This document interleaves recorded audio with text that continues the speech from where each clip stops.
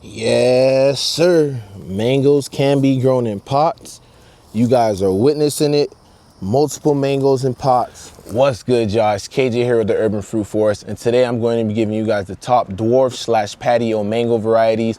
When I say dwarf slash patios, these mango varieties I'm about to hit you with stay compact with proper pruning. I'll give you guys some pruning tips on that, but these trees are not vigorous at all. They have no problem being in pots like you see behind me. I'm gonna give you guys a closer look. So these three varieties, disease resistant, great producers, they're in pots, so you can't expect thousands of mangoes, right? Obviously, but you get a handful of fruit that you can eat. These are for my growers with not very much space to work with. You could be in an apartment, you may only have a patio. A lot of the growers actually ask me questions about growing the mangoes in pots are in zones where it's difficult to grow mangoes. I know an individual that I'm in a group with who actually has grown mangoes in Ohio, and I could go ahead and show you guys that. It's in a pot. All she does is take it inside there in the winter. And when temperatures start to warm up for her, she brings it back out. So the varieties that I feel like works best, these are dwarf slash patio varieties. You cannot go wrong with Honeykiss. Honeykiss is super good. It's one of the sweeter mango varieties. That's actually this one right here that you're looking at. It's in a 25-gallon pot and produces plenty of fruit for me. Last season, I want to say I harvested about 9 to 10 mangoes from it. It's a later season variety, super disease resistant, has a compact growth habit, which is what makes it great to grow in pots, right? So it doesn't grow all crazy. It's not super vigorous. It works with you. Easy to prune. Like I said, produces a lot of fruit, great taste. You can't go wrong with Honeykiss. I would say that's number 3, right? Number 2, I would have to go, this is a tough one for me. So number 2, I would have to go Dwarf Hawaiian, right? Dwarf Hawaiian is, you probably can't see, I have this one over here to the left, but Dwarf Hawaiian produces a smaller size mango. It's sweet, tropical. It's actually originated in the West Indies, I think Puerto Rico to be exact. It goes by the name of Tetenene in Puerto Rico, if I'm not mistaken, but a lot of people out here in Florida and the States call it Dwarf Hawaiian.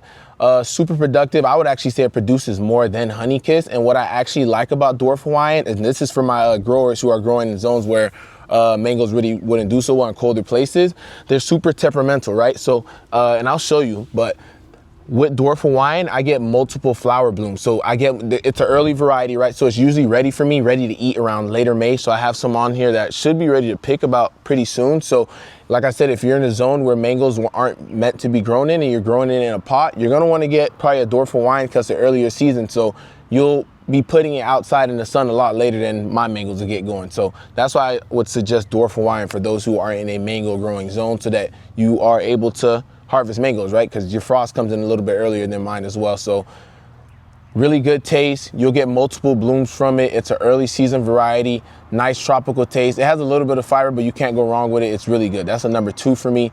And then number 1, and this is probably be a lot of people's number 1 for dwarf variety specifically, Pickering. You cannot go wrong with Pickering, dude. I'm telling you, the growth habit on it is perfect. It doesn't get big at all. It's not temperamental. It's a mid-season variety, so it's usually ready for me around June, July. You get your textbook mango taste from it. It's depending on when you pick it, right? You get some sort of tropical vibes from it. I mean, it's a mango, so it's tropical, right? But for the most part, it's just basic textbook mango taste where you have the Dwarf Hawaiian. It's a little more tropical because it originates from the West Indies, right? But Pickering, super good. It's probably the most productive out of all the dwarfs that I have been growing in pots.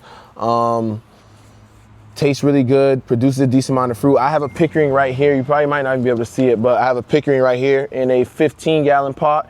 I need to up pot it into a 25-gallon, actually.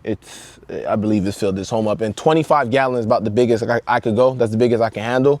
If you're a smaller individual and you can't really haul a 25-gallon pot around, that's totally fine. You go 15-gallon, just every other year, just root prune the tree and then get it back into the pot so that the roots don't root bound around it. So those are the 3 varieties I'm gonna go with for dwarf varieties. Let me just go ahead and show you guys what they look like.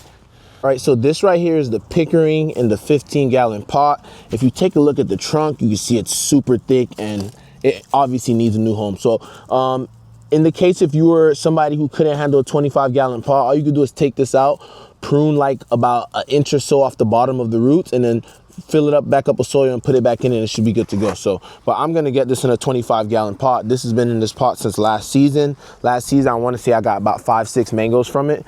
This one right here is Honeykiss, the later season variety in a 25-gallon pot. Please excuse the weeds. As you can see, I've been procrastinating picking them weeds, but I'll probably just get the chickens out here to get the job done. But Honeykiss, I wanna say I have about like a dozen on here right now, maybe a little less than that. Got some down there. So that's Honeykiss, and then this one's Dwarf Hawaiian, right? Dwarf Hawaiian right here.